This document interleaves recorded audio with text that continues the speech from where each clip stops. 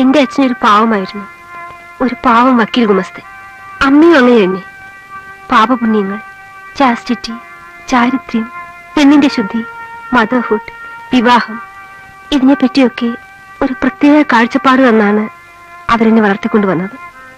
എന്റെ ഉള്ളിൽ വളരുന്ന കുഞ്ഞിനെ അബോർട്ട് ചെയ്തിട്ട് വേറൊരു പുരുഷന്റെ ഭാര്യയായി ജീവിക്കുന്നതിനെ പറ്റിയൊക്കെ എനിക്ക് സങ്കല്പിക്കാൻ കൂടി കഴിയുമായിരുന്നില്ല. അതിനേക്കാൾ ഞാൻ പ്രിഫർ ചെയ്തത് ഭർത്താവില്ലാത്ത അമ്മയായി കഴിയാനാണ്. ആരും ഒന്നും അറിയാതെ അക്കൊല്ലം കോളേജ് അടച്ചു.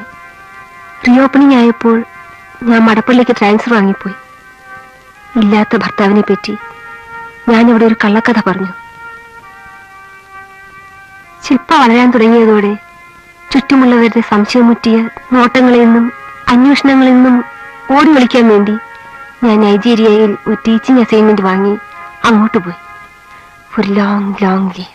പിന്നെ തിരിച്ചു പോരുന്നത് മോൾക്ക് 8 വയസ്സായപ്പോൾ. അങ്ങനെ തിരിച്ചു വരാൻ തീരുമാനിച്ചത് എല്ലാവരും എല്ലാം മറന്നു എന്ന് വിചാരിച്ചിട്ടാണോ? അതെ. വന്നിട്ട് ആദ്യം ചെയ്തത് ആശ്രമത്തിൽ പോയി പാർവതിയെ കാണുകയായിരുന്നു.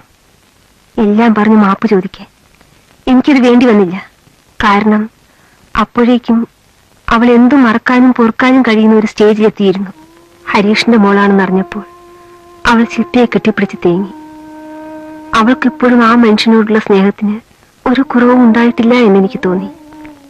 സത്യത്തിൽ ശില്പയാണ് ഞങ്ങളെ തമ്മിൽ എല്ലാ പിണക്കവും മറന്ന് വീണ്ടും അടുക്കാൻ സഹായിച്ചത്. അന്നു മുതൽ മോളുടെ എല്ലാ പിറന്നാളിനും മുറവെറ്റാതെ എത്തുന്ന ഒരേ ഒരു ഗസ്റ്റും പാർവതിയാണ്.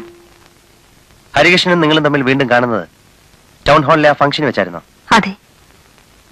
പത്രങ്ങളിലും പോസ്റ്ററുകളിലും TV സ്ക്രീനിലും ഒക്കെയായി ആ മുഖം എന്നെ വിടാതെ വേട്ടയാടിക്കൊണ്ടിരുന്നു. എങ്കിലും നേരിട്ട് കാണുന്ന അന്നാണ്.